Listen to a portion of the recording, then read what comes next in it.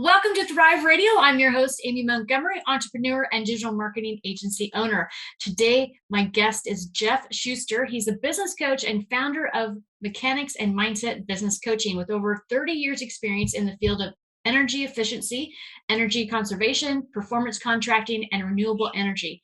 He brings a wealth of experience to help CEOs of energy services companies overcome the challenges of acquiring customers, building bigger projects, utility rebates, government regulations, and managing a diverse staff to achieve growth and profitability. Welcome, Jeff. Thank you, Amy, for having me. Yeah, I'm so excited to have you here today to hear about your journey and specifically the niche that you're in. I think it's really interesting. What's your story in starting Mechanics and Mindset Business Coaching? Well, before I started coaching practice, I started, grew, and sold a multi-million-dollar energy services company. Now, that was in 2013. And when I sold my company, the company that acquired it, I became a VP of the Rocky Mountain region for that company.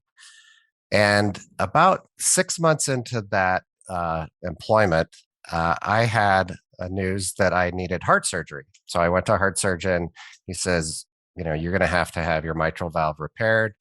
And after getting that news, I asked him, well, how much work am I going to have to miss? And he said 6 weeks. And at which point I was overjoyed because I thought, I have never been able to take 6 weeks off of work ever.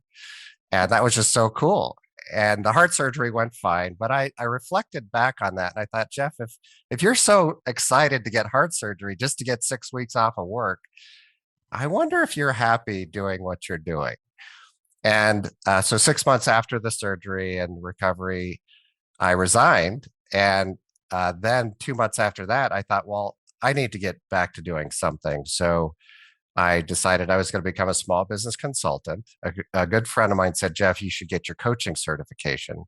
So I did that. And then I reflected back after that coaching education and thought, I would have done so many things differently if I understood what was going on in my head with how that was affecting my business decisions. And so I started Mechanics and Mindset Business Coaching to actually help clients specifically in those engineering or technical related fields to understand what their thoughts and feelings are actually doing. Because quite frankly, engineers and financial people, they don't even know that they have thoughts and feelings half the time.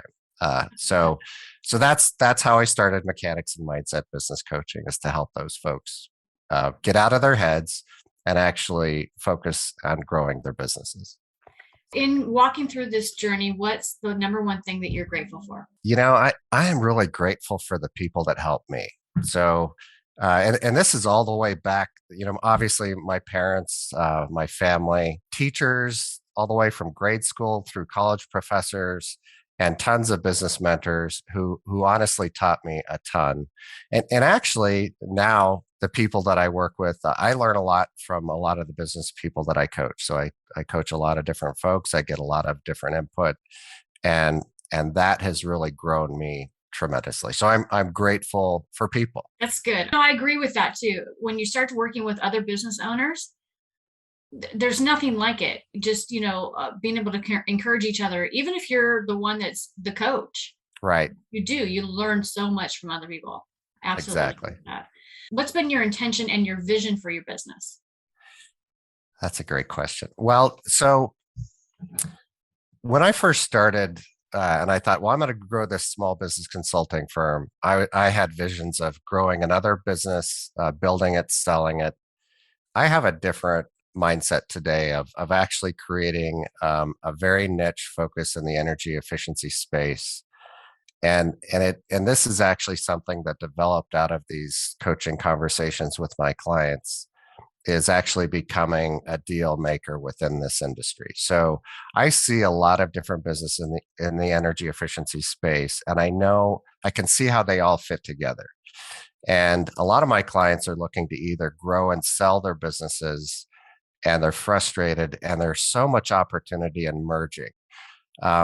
So there's a lot of synergies in this industry. And now my vision is to really get that small group of folks and help them work together. a lot more. And so that's my vision, and so it's really based on my clients more than it is me. I've grown my business, I've sold it, I've made my millions, and I'm really out there to help others connect. I was thinking about that today actually too, in the fact that, once you've already gone through the whole achieving thing, you know, Yeah, achieve, climb that ladder, get to where yeah, you wanted to go. And then it's just, okay, I want to give back. I want to be happy.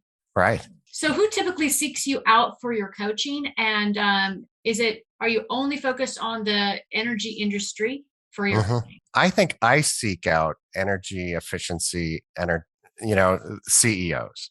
Most of the CEOs that are doing what they're doing are so busy, they're not on social media. So I don't know that they're seeking me out. So they're not doing Google searches, searching for me, but I am actually searching for them and I'm finding them and then starting the discussions. The people that tend to seek me out are the people that are on the periphery that see these conversations in some way and say, hey, look, I think I need you because the stuff that you're talking about, I'm dealing with in my own business. So burnout is not something that's only happening in the energy efficiency world. It's happening with a lot of CEOs who are distracted and reprocessing and processing things in their mind. So I am sought out by other CEOs and even a lot of small business owners who are just starting up. What are some of the most common problems of the CEOs that you work with and deal with? A lot of the CEOs that I work with were either engineers or they're heavily financially minded people, and they're relatively successful business people. And yet what the common problem with those personality profiles is they are thinkers. And the problem with thinkers is that they think and they rethink and they get distracted and they get pulled so many different directions that their brain just keeps processing and reprocessing information. And on some level, they think that's normal. What I help them with is understand that, look, your brain is actually consuming literally energy, and that energy is actually consuming you. You're not spending time with your family. You're not actually living a balanced life. You're constantly thinking and rethinking what you're supposed to be doing with your business. And frankly, you're going in the wrong direction most of the time. So where I help them is actually give them some focus and say, okay, look, let's look at all of the things that are on your plate and figure out which things are going to serve you the best. And it's challenging. So until you get somebody from the outside looking at these kinds of things, they don't recognize them. I didn't recognize them when they were happening to me, frankly. So I think it's so most of the people that I help, it's because they're just processing and processing things from a thinking perspective and not making the kind of progress that they need in their personal life as well as in their business. So, what does it mean to see your business and yourself objectively, and how does that help business owners? Well, I have a little story for this one. The objective part, when somebody gets outside of you and sees you, they're going to give you a more truthful story than the story that you're painting of yourself. One of the first projects that I sold in my last business, it was a small school district. It was one of the first large projects that I sold. And it was just me. I was in a home office.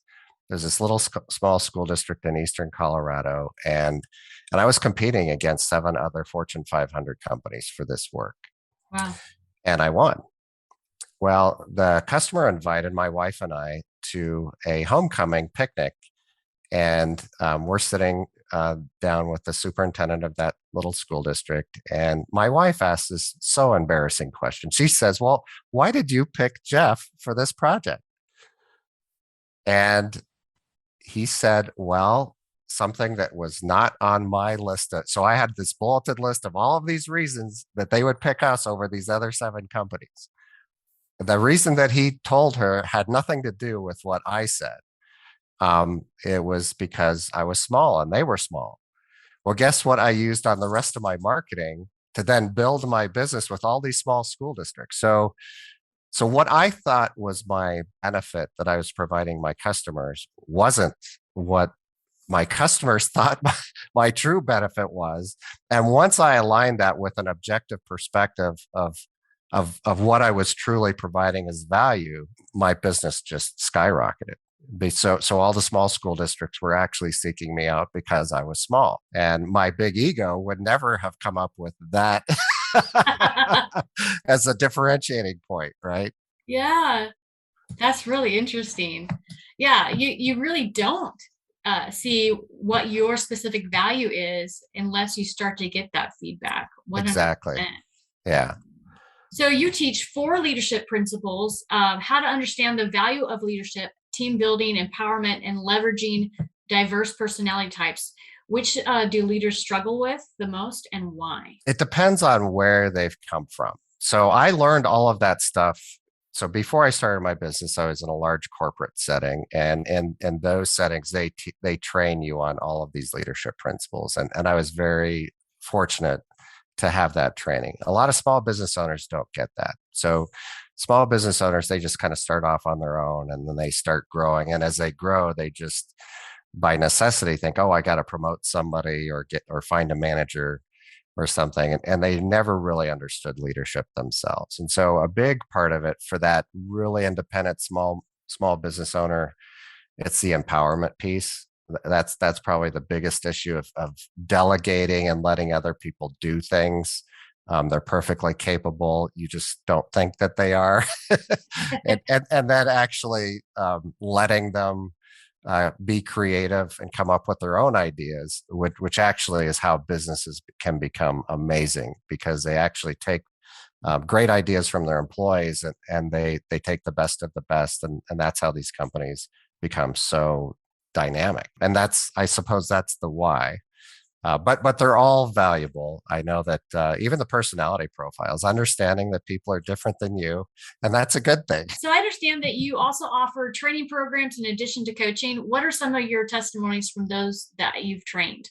So most of the training programs that I offer are for beginning business owners. So there are a lot of things that I had to learn the hard way when I started my business. And I see a lot of new business owners struggling with the same stuff. And there are some government services that offer this, but uh, they're the basics. So like financing, marketing, sales, some basic mindset stuff, and then just how to legally form your business. And the feedback that I get from my students is that I lay things out in a step-by-step approach so that they can actually follow it and really use it for their business. So it's not an academic program. It's a program that I learned, like I said, the hard way. And it's like, well, this is what I learned how to do. And they're basic fundamentals.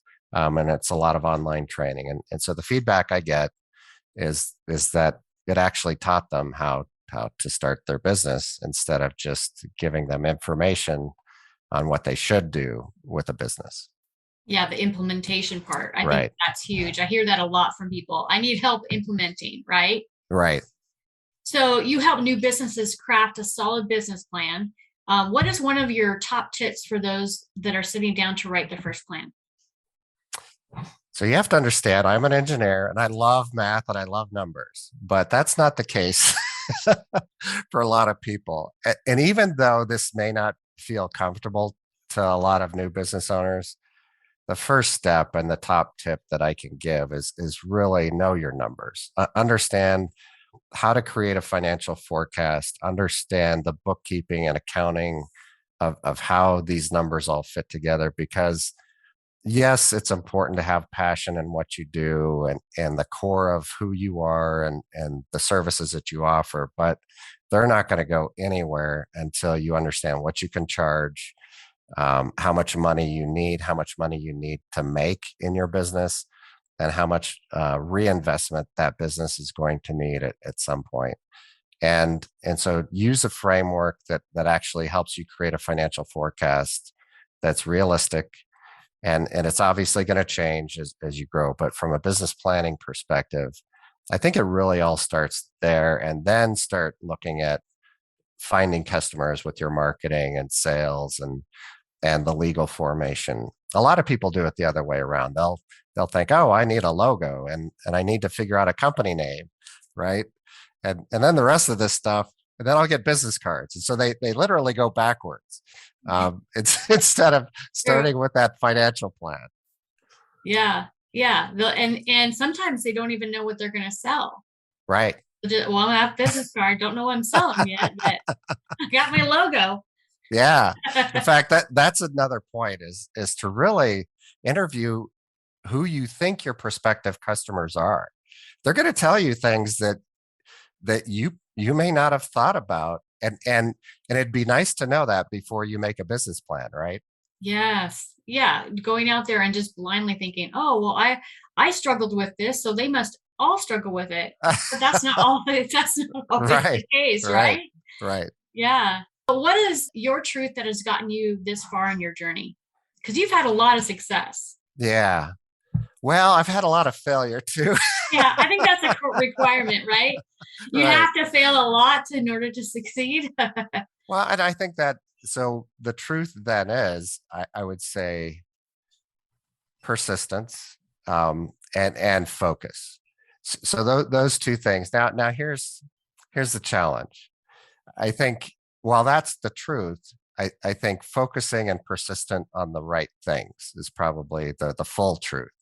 Now, understanding what those right things are, that's the challenge. And that's where the subjective viewpoint really can help, whether it's a coach or mentor or somebody outside of you that can say, hey, yeah, you're thinking of this stuff all wrong or something. I've had situations where I was not persistent on the right things.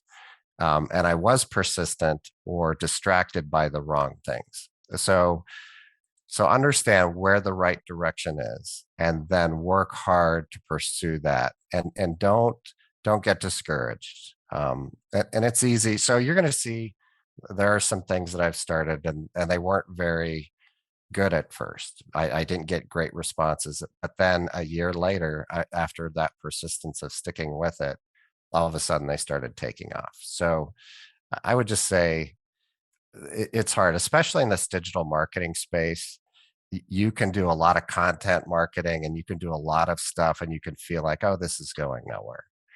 And then all of a sudden that little spark takes off, and the word of mouth starts catching on, and then you see this exponential growth. So it's hard in business, and you don't know what that future is until you experience it, obviously. So you have to have a lot of faith. Yeah, definitely. And Right. to that point about the social media, I was on YouTube for a really long time. I thought Hmm. nobody cares. Nobody's I'm just listening. speaking into a void. Yeah, nobody cares. And finally I just decided I was going to give up. I did a live stream on my Facebook that nobody Hmm. watched. I downloaded it, put it on YouTube, and I didn't know SEO back then. I didn't know Right. any of the stuff that you've got to do to rank videos and things. I put it up there. It was in the dark, horrible looking, type of, video, everything. But I was telling the secrets of how much ROI you get if you sell things on Amazon. Yeah. And I was like, this is the truth. They're all lying out there saying they're millionaires and they're not. And it went viral. It took a couple of months, and all of a sudden I started getting all of these notifications. And I'm like, did I leave an ad on or something? I thought for sure I was going broke, right? I'm paying for too many Facebook ads. Right. Right? Yeah. I left something on. So yeah, no, then I got all these subscribers, and that went, viral overnight. And that's just an example of, you can feel like nobody cares about your content and Right. that your content is bad. Because after that one video went viral, all my other videos, people were like, we love all this content. So, people just have to be able to find you for some, Right. for the right reasons. And I think that that's key. It's not that your content's bad. It's just people haven't found you yet. Right. Right.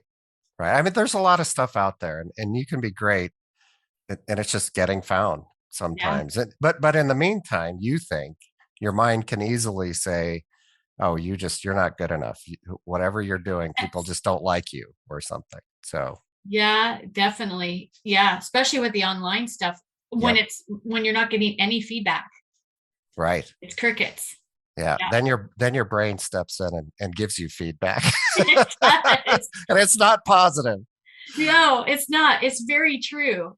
Yeah, very true. And it's funny because I've talked to a number of people that have said, I wasn't getting any ROI on social Mhm. media, and it does take a long time to Right, build those things. right. Like that's the long game, you Yep, know.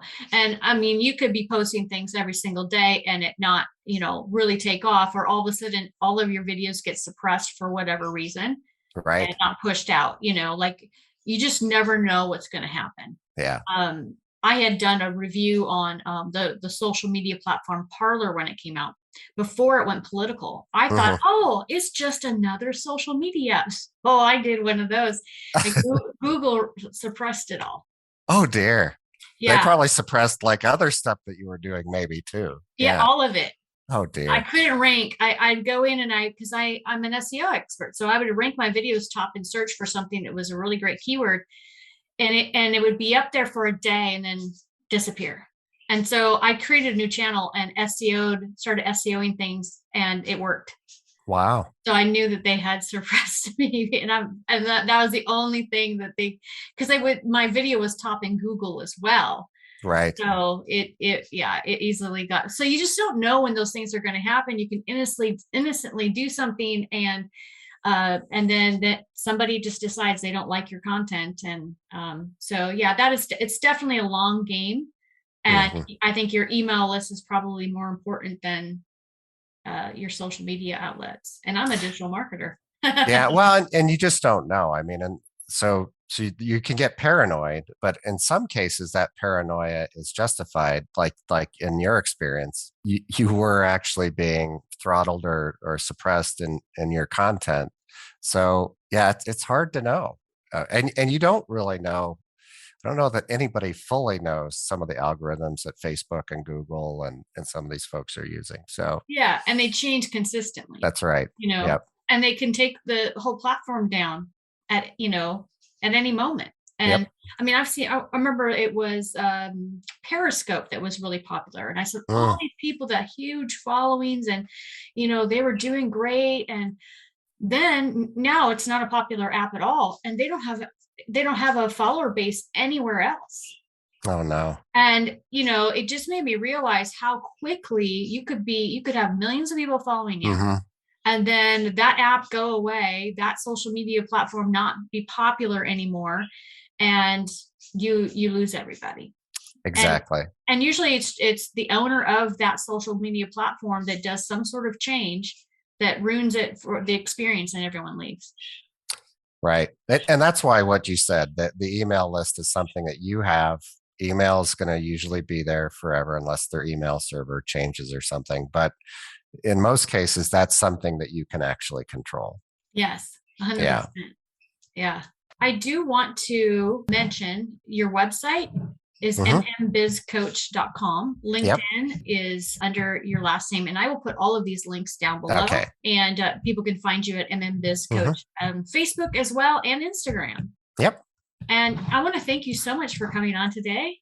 Oh, thank And you so much for having me. yeah, sharing your journey, and it's really interesting, and just the successes that you've had and the wisdom that you have behind that, I think is invaluable. Well, thank you so much. If you are listening and you want to get a hold of Jeff, again, you can go to mmbizcoach.com. If you want more information about A Call to Thrive, you can go to acalltothrive.com. Thank you everyone for listening, and have a wonderful week.